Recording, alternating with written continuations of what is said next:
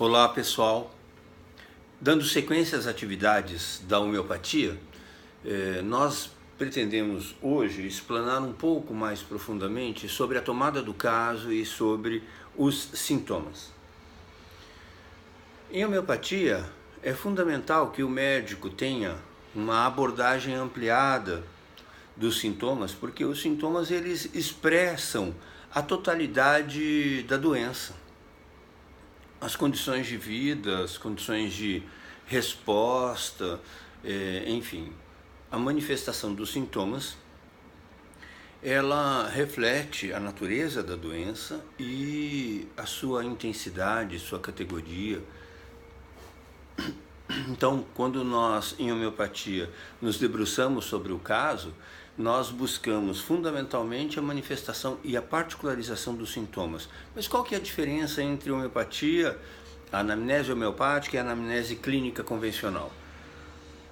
Bom, nós temos racionalidades diferentes, mas existe muita similitude. Claro que dentro da medicina nós consideramos a clínica como de fundamental importância, e na homeopatia não é diferente. Nós entendemos que o tratamento homeopático, ele depende, o sucesso do tratamento, de uma boa tomada de caso. E essa boa tomada do caso, ela consiste fundamentalmente em você buscar essa totalidade dos sintomas, os sintomas de forma bastante particularizada. Se a gente conseguir particularizar esses sintomas, a gente consegue encontrar com mais facilidade o medicamento apropriado, e isso é de grande importância para que a gente tenha o sucesso terapêutico. Então, na homeopatia e na alopatia, existem abordagens e valorizações dos sintomas de maneira um pouco diferente. Por quê?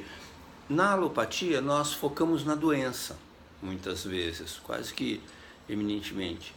E na homeopatia, nós procuramos ter foco, além da doença que está no indivíduo, neste indivíduo em sua totalidade. Isto é, existem sintomas próprios do indivíduo, sonhos, maneiras de responder, de reagir,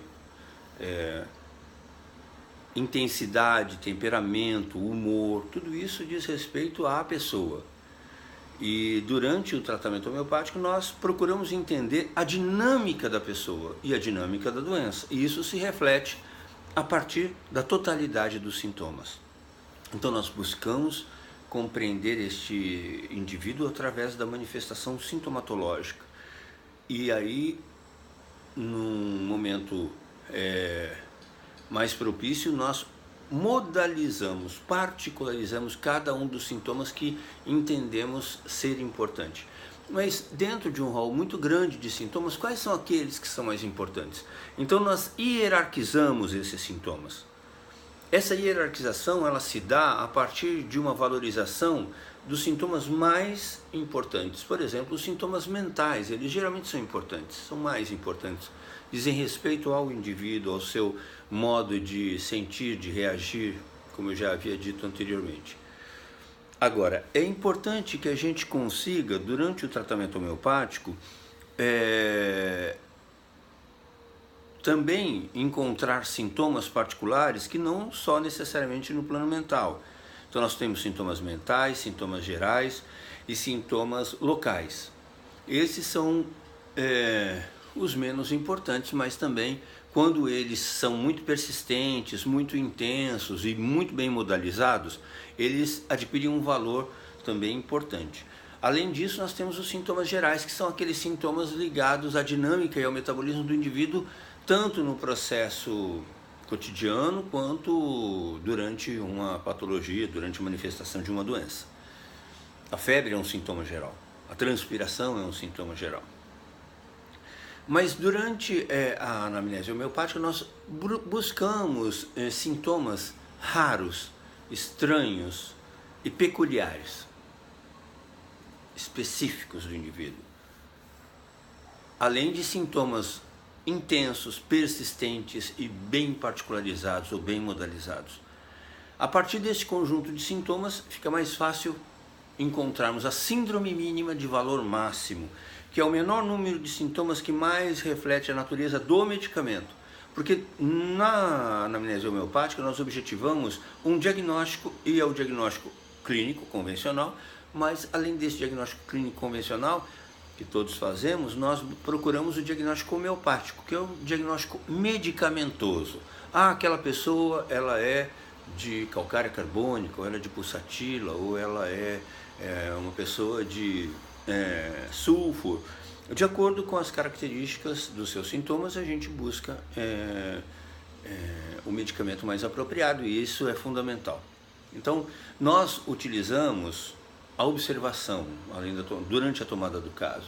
Então, observamos aspectos do enfermo, como são seus movimentos, os gestos da face, isso é bem importante, o modo com que ele fala, o seu grau de lucidez mental, alguns odores ou outras características que possam nos dar algumas informações sobre o quadro. Nós ouvimos as queixas desse paciente, como já foi falado, e tentamos entender também como este paciente interpreta aquele sofrimento que se manifesta através dos sintomas. Então, além disso, transtornos. O paciente começou a apresentar uma enxaqueca após um trauma emocional. Isso para a gente é muito importante. Nós correlacionamos as doenças com a sua história de vida. Então, durante a consulta homeopática, nós tentamos entender como foi o processo de evolução desse paciente. Então, muitas vezes nós fazemos inclusive uma abordagem, uma anamnese que traga informações inclusive durante a gestação, da gestação desse indivíduo. Se a mãe teve algum trauma ou não, se teve algum fator que pudesse estar corroborando para o desenvolvimento dessa doença. Bom, mas de um modo geral, nós precisamos então, durante a tomada do caso, classificar os sintomas e particularizar alguns deles. Por exemplo, desejos. A pessoa tem desejo de algum tipo de alimento ou tem aversão? Como que é a sensibilidade dessa pessoa ao calor, ao frio? Que tipo de movimento ou de posição ela geralmente adquire? Como que é o seu sono? Se tem sonhos ou não? Isso tudo nos ajuda a entender de forma mais adequada como que é esse indivíduo. Especialmente o temperamento, nós também entendemos que tem um valor importante. Como que é a sociabilidade, a afetividade, se a pessoa tem um caráter solidário, construtivo, se ela é muito sensível ou menos sensível, se ela é muito reativa ou menos reativa. Isso tudo é bastante importante para a gente poder entender os sentimentos e as emoções dessa pessoa. E a partir daí nós, então, temos o diagnóstico, né? E esse diagnóstico ele se baseia na totalidade dos sintomas, como já foi falado aqui. E o que é sintoma? A palavra sintoma vem do grego e significa algo acontece. Então, quando o indivíduo percebe que algo acontece no seu corpo, no seu humor, no seu temperamento, nos seus sonhos, nos seus desejos, isso é registrado na anamnese homeopática e nós valorizamos de acordo com a hierarquização. Então nós podemos ter sintomas objetivos e subjetivos. Os sintomas objetivos são os sinais, né? E os sintomas subjetivos são aqueles que o indivíduo expressa, sente, né? Sem que ocorra necessariamente uma percepção de quem está acompanhando esse paciente. Mas o parecer do acompanhante também é muito importante durante a anamnese homeopática. Então, lembrando, recapitulando, nós temos sintomas mentais, sintomas gerais e sintomas locais. Os sintomas locais modalizados, particularizados, eles são muito importantes. Segundo a frequência, nós temos sintomas muito comuns, que nem sempre são tão importantes, sintomas patognomônicos, que diz respeito a uma determinada patologia, sintomas bem característicos, raros, e sintomas chaves. Esses sintomas chaves são sintomas que você vai utilizar para encontrar o medicamento, né? E a gente utiliza esses sintomas também para acompanhar a evolução dos sintomas ou da doença no indivíduo. Então, os sintomas são caracterizados e modalizados dentro da homeopatia, valorizando-se a sua forma forma específica ou particular de se expressar um sofrimento do doente. E aí a gente particulariza. Eu estou com uma dor de cabeça. Qual a lateralidade? Lado direito, lado esquerdo? Qual a intensidade? Tem horário? Quais são os sintomas associados a esse quadro? Como é que fica o humor? Qual a posição que você adota? O que alivia, o que piora este quadro? Então, enfim, essa modalização, essa particularização, ela leva em consideração muito o repertório homeopático. O repertório homeopático é aquele livro que facilita, durante a consulta, a correlação dos sintomas com os medicamentos que, durante a patogenesia, produziram aqueles sintomas. Então, é muito importante que a gente entenda a linguagem do repertório, a linguagem repertorial. É claro que o homeopata tem um repertório como um livro de cabeceira, ele utiliza isso no dia a dia, durante toda a sua prática clínica.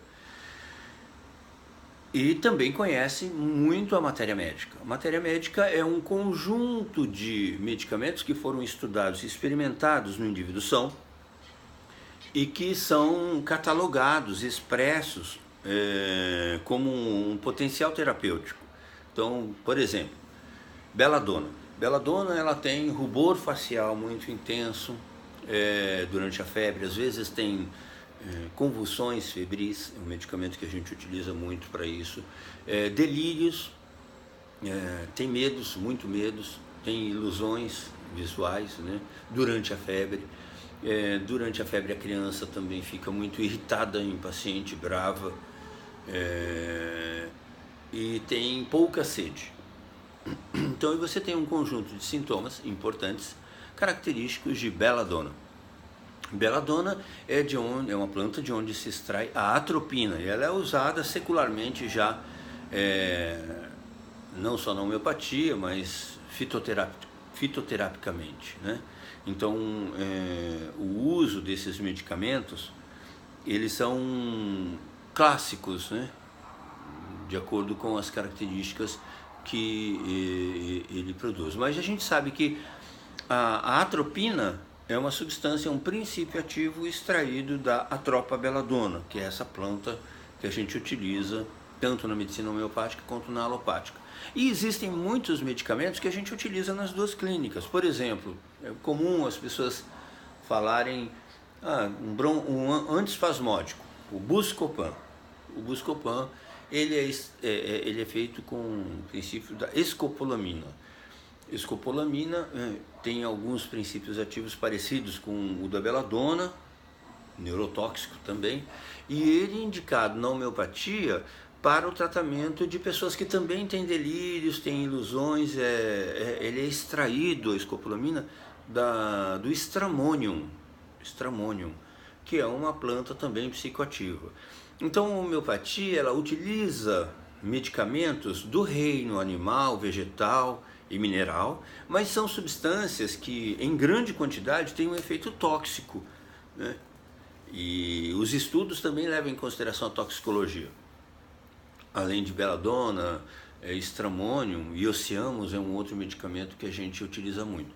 Bom, a pessoa bebeu muito Buscopan, ela pode ter algumas alterações neurológicas, inclusive, semelhantes aos efeitos do remédio homeopático. Então você pode fazer uma correlação entre os efeitos do Buscopan e da escopolamina, ou do stramonium, né? Assim, nós temos muitos sintomas característicos e nós valorizamos muito durante a anamnese e categorizamos muito durante a consulta homeopática o horário que se manifestam os sintomas, o que agrava ou o que melhora esses sintomas, aparecimento de sintomas concomitantes, como eu já falei, etiologia ou causalidade desses sintomas, além de outras manifestações como a posição, né? Então, durante a modalização, a gente aborda a localização, a lateralidade, o horário e duração dos sintomas, isso é bastante importante, a concomitância de outros sintomas ou não, a alternância deste sintoma, transpiração com calor febril, rubor facial, rubor alternado com delírios, enfim, tem uma série de características que a gente leva em consideração, além da periodicidade, a irradiação desses sintomas, né, e sensações concomitantes. Isso é muito importante a gente estar trabalhando. Então a valorização dos sintomas, ela é maior quanto mais particular eu consigo caracterizar esse sintoma. Então a particularização do sintoma me dá com mais facilidade o medicamento.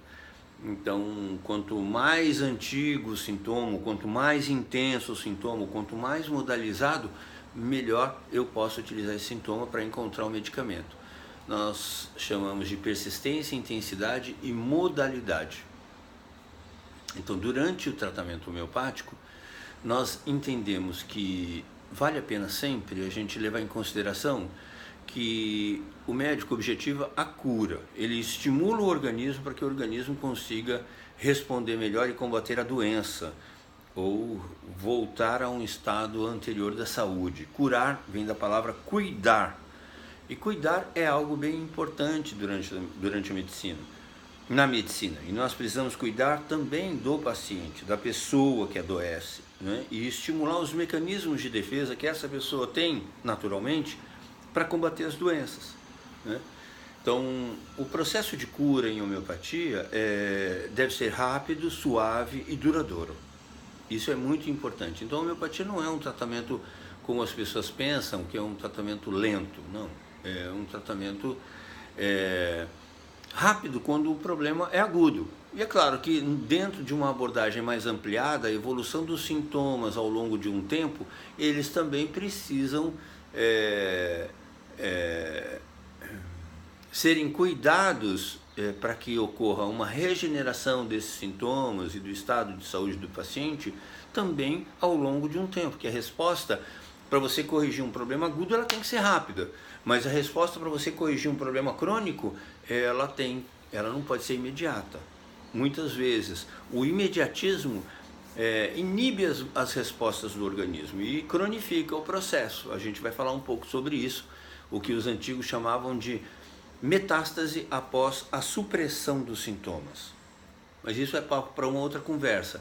A ideia agora é a gente poder entender que durante a anamnese nós temos a particularização dos sintomas. E é claro que se é uma anamnese de uma criança, é diferente de uma anamnese de um idoso, que é diferente de uma anamnese de uma gestante.